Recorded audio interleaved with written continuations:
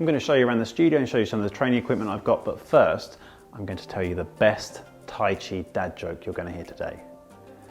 The young student goes up to the old master and says, "Master, how can I get better at Tai Chi?" And the master says, "You must not be like a very small campsite. 2 tents."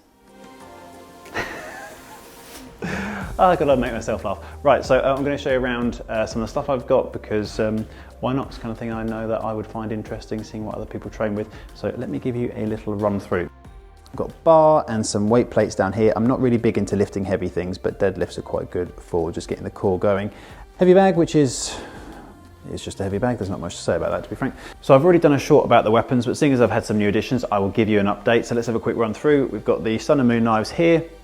That's 2 sets there. This top set was on, if you remember, old Kung Fu and Tai Chi magazine back in the day. This is the set that Master Lin had on that cover photo, and so kindly given to me, which is cool. New addition is hook spear here, and then we've got also new addition, the Thunder Hammers and the Tiger Fork. Oh, come on, focus. The Tiger Fork there from Ian Armstrong, so thank you Ian and thank you for Maria to help organise that. Spears, staff here, cane. These are our butterfly swords that we have in our Tiger Crane system. I don't see any other styles using them quite in that same design. This here, this is the water carrier, which so you'd have buckets being hung from 2 ends, and then we've got a pattern which is good for energy generation, waste power, and the swords are all the same as before. Top 3 are fairly standard. The bottom one is a bit more of a chunkier straight sword. It's got no flex in it whatsoever. Rouse very impressed with that. So I've also got these Cork Sculptures. So the place in China I tend to go and train is Fuzhou, which one of their sort of cultural things is making these Cork sculptures. So you've got these little crane doers down here, a couple of little pagodas in the mountains and stuff. And it's all carved by hand out of cork. And this is my other little cork sculpture over here. I've got a few other bits and pieces in this corner. This is where the training equipment lives. It's got to live somewhere. This is all run on solar power here, and so I can charge my speaker. I am currently bumping Joni J's new album, which is an absolute banger. Now, this is where it gets interesting. Someone was telling me last night, shout out to Ben, he was trying to buy some of these and they're like 20 quid for a pair, which seems a lot of money, but they are so good. I use them all the time when I train, and just having like a little bit of extra weight resistance is just so awesome. The only thing is they are noisy as. Just got some bad gloves which I use for if I'm punching the wooden man. As tough as my hands are, if I properly punch that, it's going to hurt. This is a stupid impulse buy from Amazon, but it's actually really good for hand-eye coordination. Bag of various implements for resistance training. These are crap gloves.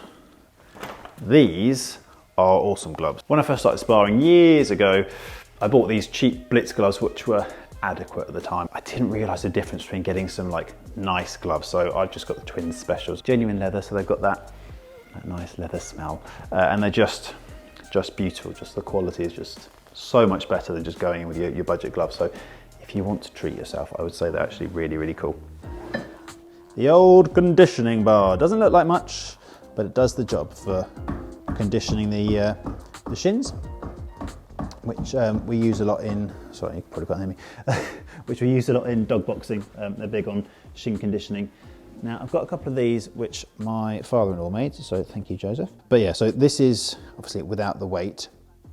You normally string a weight through there, so get one of the weights from here and hang it from here, and then you can practice your grip training and just basically wind it up from there. The only other things of note in here are I've got this pot here, and there is another one in there.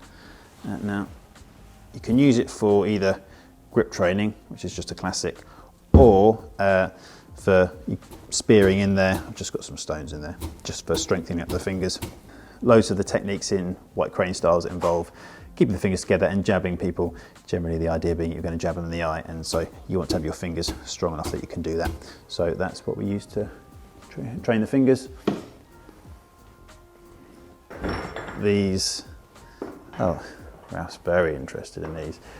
Just try and upskill myself. The hot cups, which you use for sort of like cupping therapies. I've had it done on me. It's quite relaxing. It's very nice. So like most styles, we also use sandbags for conditioning. So your basic conditioning on there, or for blocks and stuff. Grip training, so there's various exercises where we throw it around or stand and grip.